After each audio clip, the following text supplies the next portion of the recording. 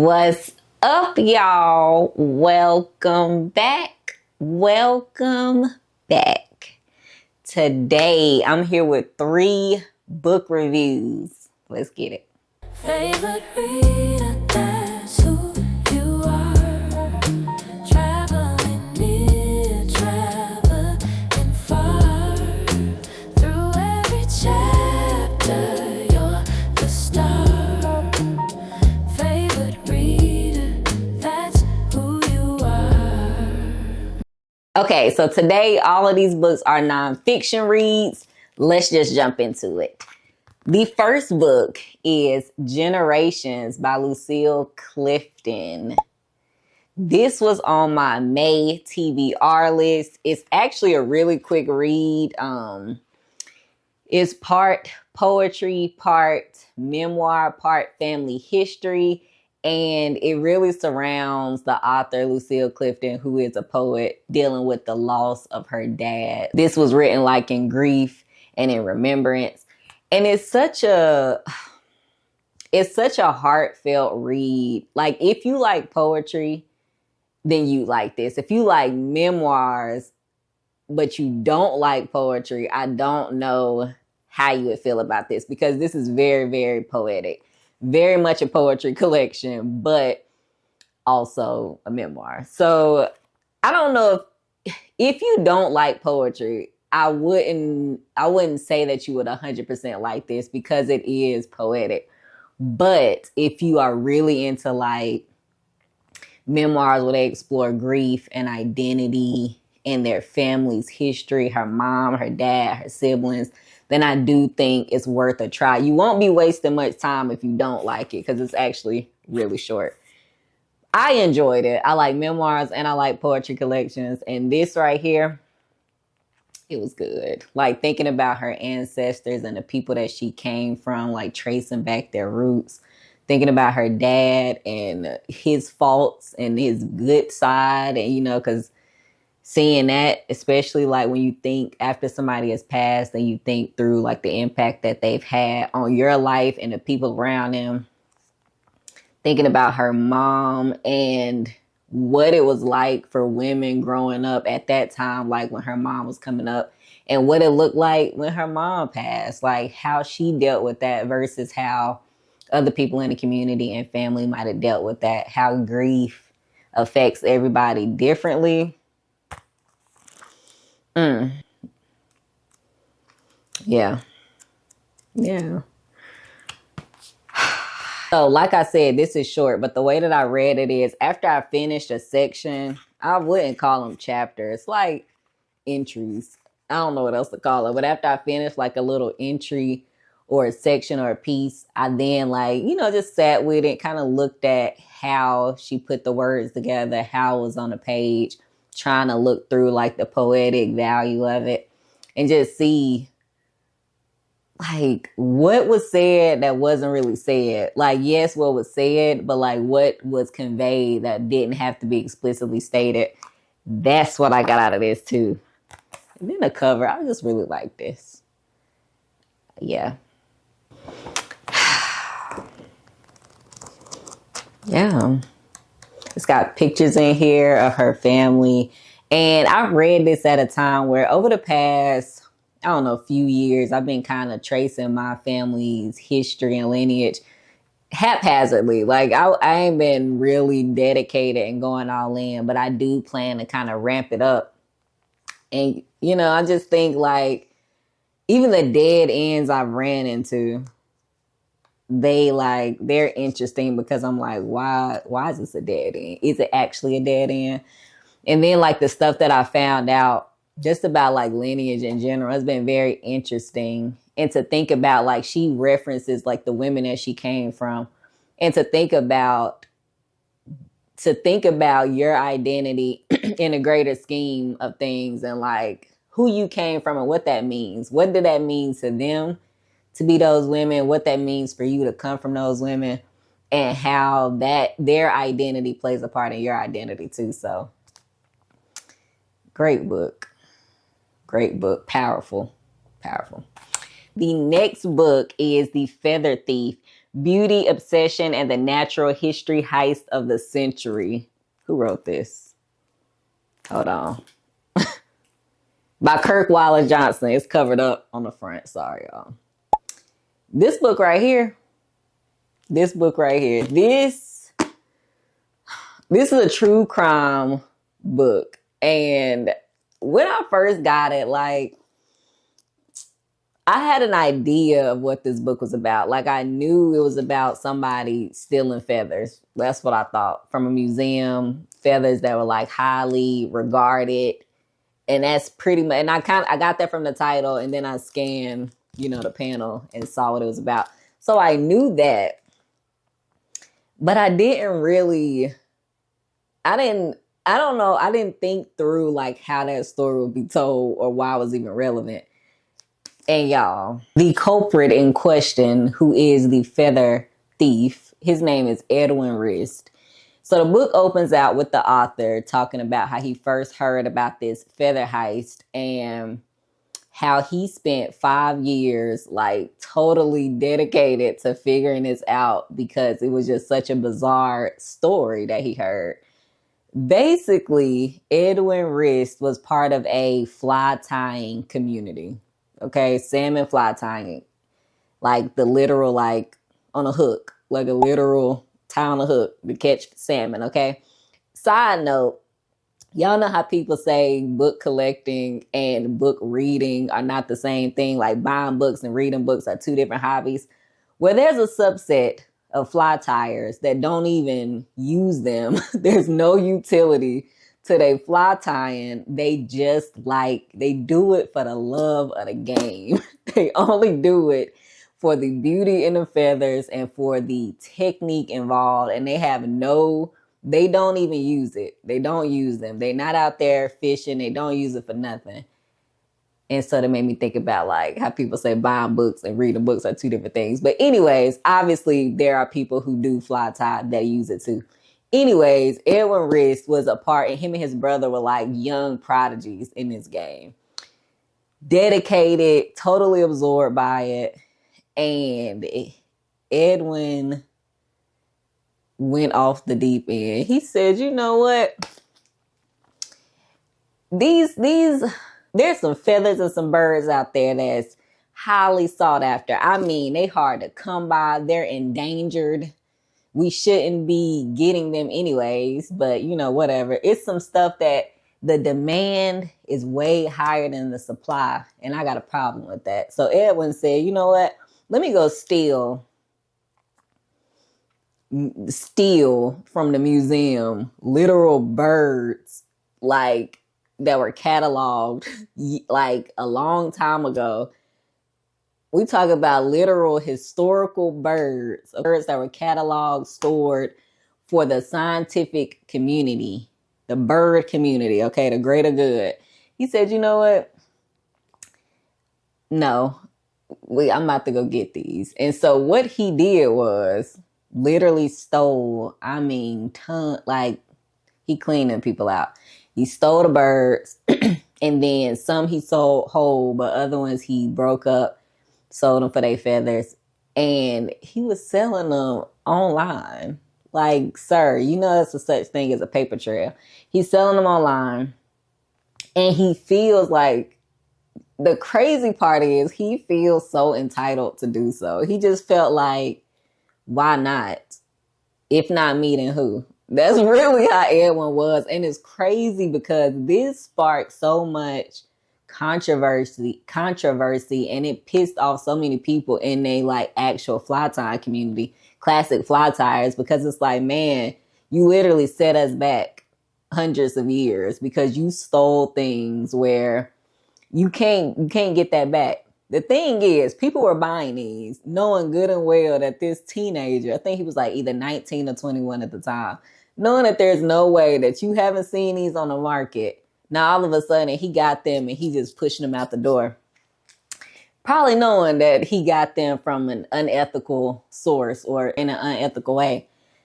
Buying them from him. He's slanging them. He's like in music school at the time. He don't got no cares in the world, okay? Crazy. And like it just made me think about so much. This book talked about how like before the brands that we know today, the classic like status symbol was flashy, endangered birds, like the feathers of them on their clothes, on their hats, whatever. And then obviously because they like, look, these birds in danger, what y'all doing? There was another side that kind of fought against that, and it was kind of this pushing back and forth. But and this book really explores like the status in owning something rare. I mean, any niche can be guilty of this in a way, but there comes a point. There is a point where it's like, what are you doing? Like, how far are you willing to go? Yeah, and then it raised questions about like how there's competition everywhere and how far you're willing to go to up the ante. Because at first, you know, there's groups of people that practice these classic ties with cheap, accessible feathers, but they like, oh, you know, the best of the best. They got these feathers, and there's nothing like it, and it becomes almost an obsession to get those at any means necessary. And that's like, why that's wild on its own. When he got caught and went to like to court, and how that played out was like, my mind was like, ain't no way. The way that his trial ended was just like, oh, okay. Okay. But the author did get to interview Edwin, and that was interesting hearing his responses to some of the questions that the author asked him. I was just like, bro, this is insane.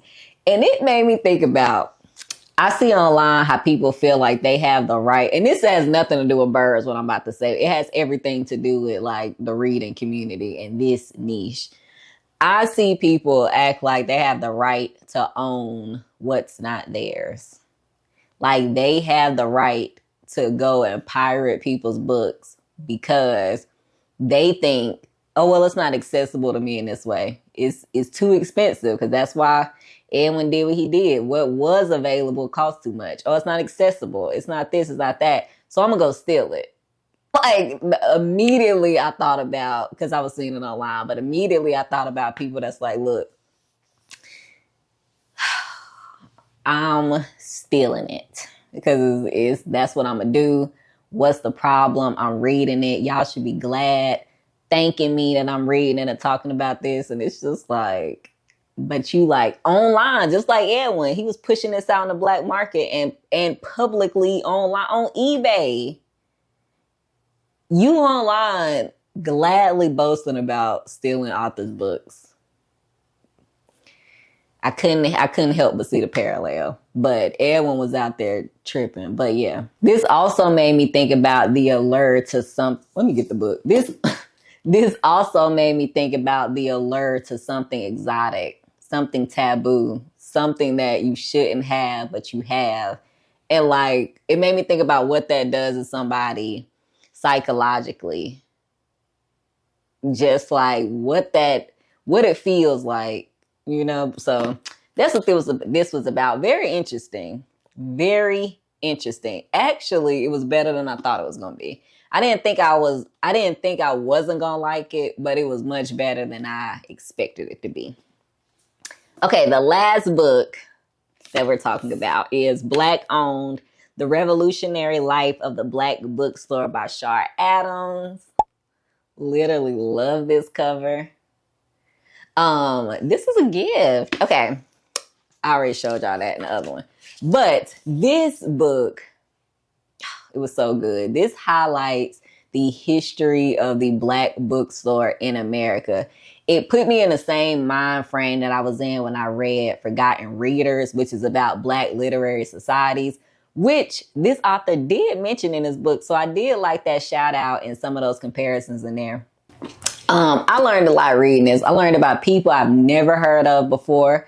I learned about efforts that I never really thought through fully. This is a beautiful like display of how black bookstores have been revolutionary, how they had like owning a black store at a certain point, and I still think even to this day is a form of resistance. Like how the black bookstore stood in, it was a symbol for freedom, for knowledge, for community, for resistance, like I said, for power, like just so much. How it was a refuge for a lot of people, and how black bookstores were pillars in the community. They were so weaved into the history of civil rights and anti-slavery, like, and just so much, and how people risk their lives and their own freedom to be able to be that pillar. Like to just think about what it was like at the onset, what's it like now, and how that's transcended. To think about what it's meant for people to have that space to gather, to socialize, to get on one accord, to fight, to just even during COVID, it just talked about how people use black owned bookstores when they had to do school online to literally use their Wi-Fi and to be a place where they could still like communicate and gather with their peers. And how black bookstores don't just sell books. They do sell books, and that is revolutionary in and of itself. But they're also so much more. And just that appreciation for the black owned bookstore over time, like I said, I just learned so much that I literally did not know. And it made me want to go shop at some black owned bookstores. That's what it made me do. I said, dang, well, I'm on a budget, but I need to go hit up a few. And I did. Speaking of which, this was purchased from my bookshop.org wish list. And when I shop on there, you can give some of your proceeds to your local independent black owned bookstores if you select them. Or obviously you can shop directly through them. I did a mixture of both because I was like, you know what? It's hard. I already knew it was hard owning a bookstore, period, like an independent bookstore. Then you add on that it's a black owned independent bookstore, and just what they have to deal with to try to stay afloat and everything. It's just this is a good display of like how we are so resilient and resourceful, and I don't know, I was filled with so much appreciation and respect, and just like I was in awe of how people just keep going, like, and what that means to just have this space and this symbol. Like this is really good, really well written. I enjoyed it. I learned so much. I learned so much more about the founder of it all, Mr. David Ruggles, and what his impact was like. And it's beautiful. Like there's pain weaved throughout it because you just have to face so much. But it's beautiful just seeing like how much, regardless of whatever is outside, regardless of the external, they still prevail. And it's like, dang, that's thinking about the literature that was distributed that was like paramount to certain movements, and distributing information that was necessary to help people organize. Just mm, mm, mm, mm. And the thing is, before I read this book, I thought about black owned bookstores during like the civil rights movement. It didn't even occur to me to think about black owned bookstores during like the anti-slavery movement. Like that didn't even occur to me. I don't know why, but it really didn't. So I'm glad I read this. This is something that I definitely would recommend to people. You just learn so much. It's well written, thoroughly researched. I love a well researched book. That was this. And it makes you want to pour back into the black owned bookstores that have stood, that are still here. The new ones, the one that's been here for decades, the ones that were inherited from their grandparents.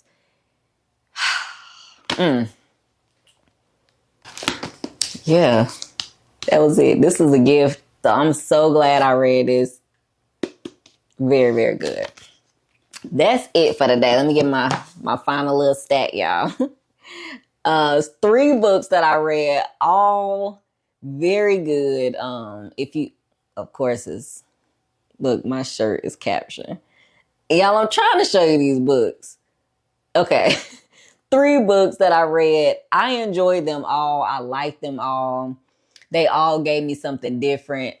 This one, you almost get a sense of like, where you do get a sense of appreciation and pride and just a sober look at the history of Black people in the United States through the lens of Black owned bookstores. Here you get a good sense of like grief and identity and your history, but all wrapped up in this poetic bow that makes you feel something regardless of where you at on the spectrum. And then this one, you get a story that's very interesting, and I don't think I would have known about this if I hadn't read it. Obviously, a lot of people knew about it, but I wasn't in that number. I didn't know nothing about it until I saw this book on the shelf.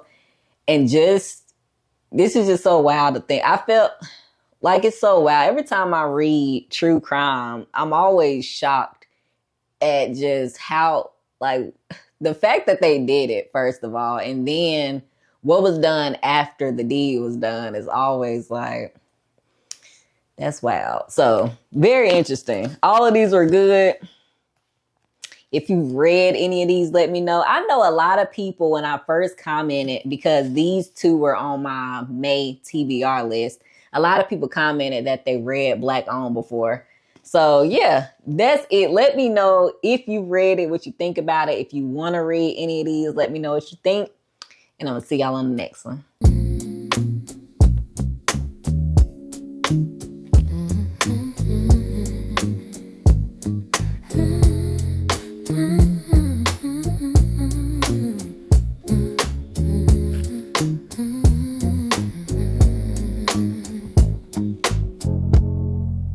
Pages turning soft as silk, stories flowing like warm milk. A journey starts with every